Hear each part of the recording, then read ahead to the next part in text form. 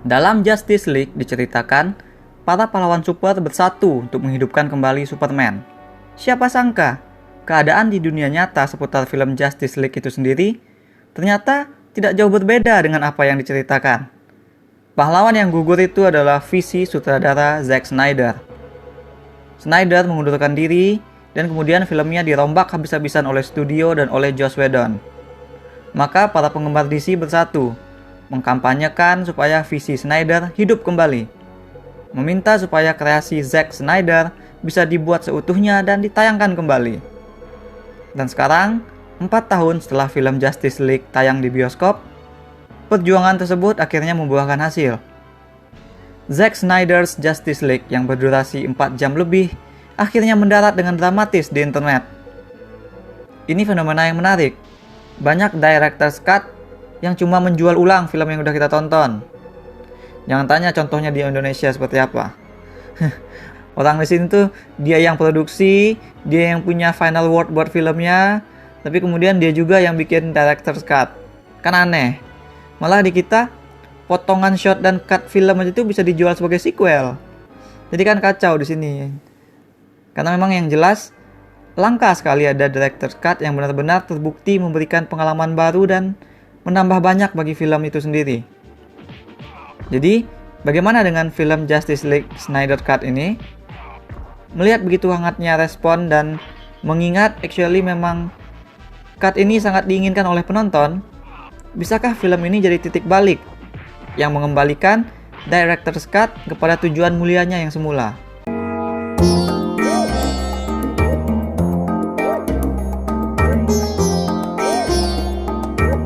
Aku nggak akan bicara banyak soal cerita karena secara keseluruhan film ini tuh masih sama dengan cerita pada versi Whedon 2017 yang lalu. Superman meninggal. Pasukan Steppenwolf jadi berani ke bumi. Mereka mencari 3 Mother Box yang kalau digabungkan bisa membuat bumi jadi di bawah kendali Steppenwolf. Maka Batman berusaha mengumpulkan para superhero. Wonder Woman, Aquaman, The Flash, Cyborg dikumpulkan untuk bekerja sama membela bumi. Tapi mereka tetap kalah tenaga, sehingga kemudian mereka bermaksud untuk menghidupkan kembali Superman. Kalau kalian mau tahu bagaimana penilaian dan reviewku terhadap Justice League Original Cut, kalian bisa baca di myresit.com. Di review video ini, aku ingin fokus ke perbedaan-perbedaan signifikan antara versi Snyder dengan versi Whedon. Signifikan di sini itu maksudnya adalah bagaimana perbedaan tersebut berpengaruh. Apakah membuat film ini lebih baik atau malah jadi lebih buruk gitu. Justice League versi Whedon menempatkan soal moral dan etika dari tindakan menghidupkan Superman sebagai gagasan utama cerita.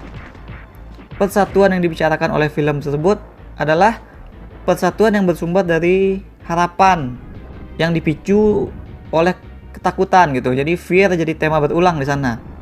Sebenarnya ini bahasan yang menarik. Sayangnya si Whedon sendiri juga dia nggak punya pijakan dan posisi yang kuat terhadap cerita tersebut. Gagasan itu timbul bukan karena dia purely ingin bercerita soal itu gitu. Tapi si Whedon ini pull off that theme saat dia berusaha memadatkan semua elemen cerita ke durasi 2 jam. Sehingga alhasil penceritaannya jadi sloppy, terburu-buru, dan nggak do justice terhadap karakter-karakter superhero. Sementara Snyder nggak bahas soal moral dan etika tersebut. Snyder berkutat pada soal yang lebih fundamental, yakni soal keluarga. Justice League yang kita tonton selama 4 jam ini adalah tentang karakter yang terpisah dari keluarga dan kemudian menemukan tempat di kelompok yang baru. Tapi sebelum itu semua mereka harus berjuang untuk mendapatkan sebuah acceptance, baik itu dari kelompoknya maupun terutama dari diri mereka sendiri. Nah, itulah jadi tema berulang di film ini. Dengan durasi yang 2 kali lebih panjang, Snyder punya ruang yang lebih banyak untuk mengeksplorasi setiap karakter. Dan dia memainkan masing-masing karakternya dengan konsisten pada tema keluarga dan acceptance tersebut. Batman yang yatim piatu, dia yang jadi pencetus Justice League, dan nanti di akhir cerita dia dapat nice closure berupa tindakannya dipuji akan membuat orang tuanya bangga. Terus ada The Flash yang awalnya nggak punya teman, Kali ini si The Flash mendapat backstory yang lebih solid perihal hubungannya dengan ayah yang berada di dalam penjara. Terus ada juga Wonder Woman. Actually keluarga Amazonnya bersentuhan langsung dengan bahaya karena keluarganya tersebut adalah salah satu klan penjaga Mother Box.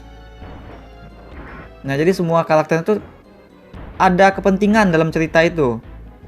3 kalimat terakhir yang kutulis di review Justice League 2017 adalah kritikan soal Cyborg yang nggak ngapa-ngapain, soal Steppenwolf yang bland, dan soal Stake yang nggak ngena. Dan ternyata memang 3 aspek itulah yang dikembalikan dan diperbaiki oleh Snyder dalam Justice League terbaru ini. Kini si Cyborg jadi hati untuk keseluruhan film. Si Cyborg inilah yang arc superhero-nya paling ngelingkar di antara semua.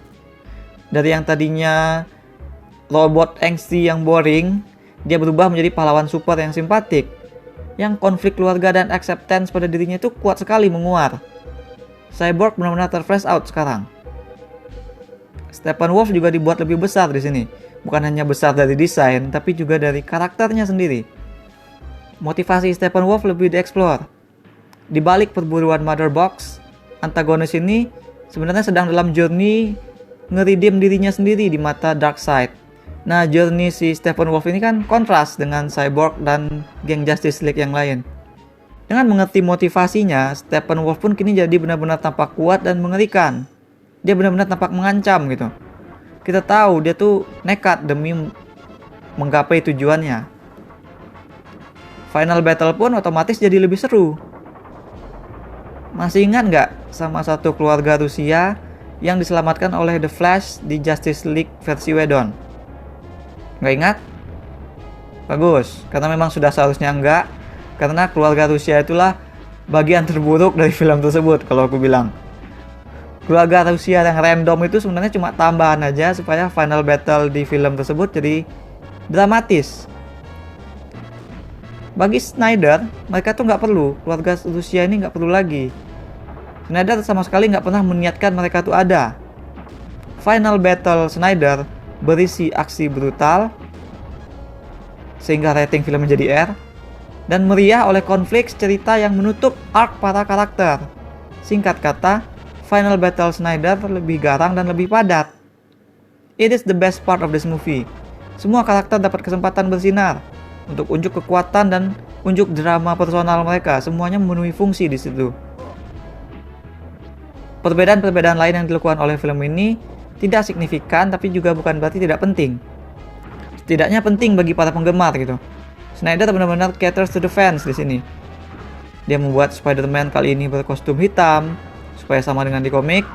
Dia juga masukin karakter seperti Darkseid, terus juga ada Martian Manhunter. Nah, ini kan 2 karakter yang penting buat saga Justice League. Snyder memanfaatkan sisa durasi untuk menampilkan lebih banyak lagi penampilan singkat berkesan yang jadi fan service. Ada Deathstroke kita lihat, terus ada ada Joker. Penggemar DC pasti menggelinjang nonton ini. Kasus 2 Justice League ini sebenarnya tidak sesimpel soal durasi, melainkan lebih kepada soal bagaimana memanfaatkan durasi tersebut. Snyder punya ruang yang lebih gede untuk eksplorasi. Dia punya waktu lebih banyak untuk development ketimbang versi Whedon. Pertanyaannya adalah, apakah Snyder benar-benar memanfaatkan durasi tersebut dengan efektif? Kita sudah lihat versi Whedon tuh serba terburu-buru, developmentnya kurang, cringe oleh dialog dan adegan yang abrupt. Itu karena Whedon berusaha meringkas materi ke dalam 2 jam. Dan dia juga punya tuntutan untuk membuat film menjadi ringan dan menghibur. Usaha Whedon jelas bukan usaha terbaik. Tapi begitu juga sesungguhnya dengan usaha yang dilakukan oleh Snyder di film ini. Belum usaha terbaik. Tentu ceritanya jauh lebih rich dan berbobot, tapi terasa tidak benar-benar perlu untuk menjadi 4 jam. Snyder Cut ini mestinya bisa lebih dipadatin lagi. Struktur narasinya sepertinya bisa lebih padu lagi.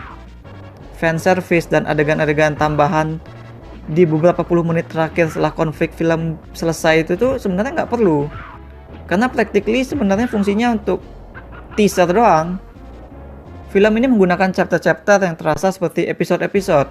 Setiap kali pindah chapter, atau malah setiap kali pindah fokus dari bahasan karakter satu ke karakter lain, film ini terasa terputus. narasinya bersambung dengan tidak mulus, tidak lebih baik dari alur penceritaan yang dilakukan oleh Whedon. Urutan kejadian seperti terlompat-lompat, dari teroris pemboman ke penyerangan Amazon, ke The Flash nyelamatin cewek dari kecelakaan lalu lintas, ke Lois Lane yang lagi berduka. Nah itu tuh nggak kayak terlepas emosinya semua. Aku mengharapkan narasi yang lebih kohesif dari ini. Tapi memang karena si Snyder tuh fokusnya ya lebih ke nampilin aksi sebagai bentuk bercerita.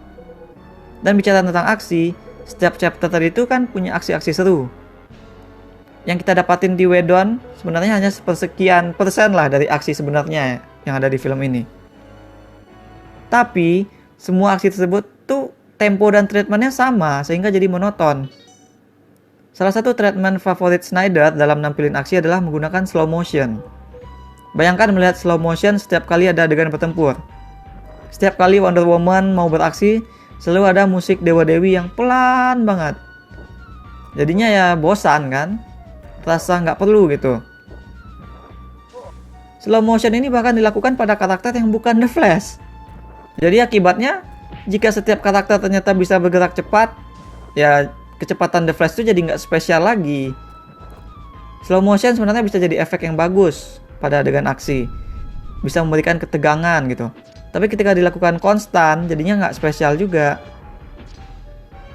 Jadi kalau di Whedon tuh yang cheesy itu adalah dialog-dialog, maka di film Snyder ini peran cheesy itu diisi oleh slow motion yang berlebihan tersebut. Untuk menyimpulkan, dalam urusan memanfaatkan durasi, sebenarnya Snyder tidak melakukannya dengan lebih baik daripada Whedon. Namun tidak bisa dipungkiri, versi Snyder ini punya cerita yang lebih berbobot, punya final battle yang lebih seru, dan punya karakter yang lebih manusiawi, terflash out. Director's cut yang dilakukan oleh Snyder benar-benar bertindak sebagai pemuas hati. Sang sutradara senang karena filmnya sudah berhasil terestorasi sesuai visi. Kita juga senang karena akhirnya ada film superhero yang antisipasi dan hype-nya itu sesuai dengan yang disuguhkan. Mungkin inilah justice yang disebut pada film ini. Keadilan bagi pembuat dan penikmat.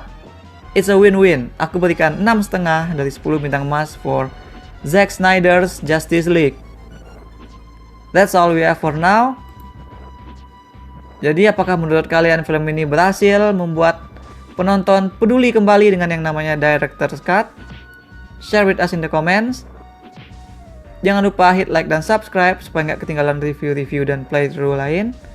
Kunjungi mydirtseat.com untuk baca review dengan lebih detail. Kalian bisa juga kunjungi store mydirtseat di ciptaloka.com. Ada banyak kaos dan pernak-pernik custom yang unik, mulai dari film, game, hingga wrestling. Thanks for watching. Remember in life, there are winners, and there are losers.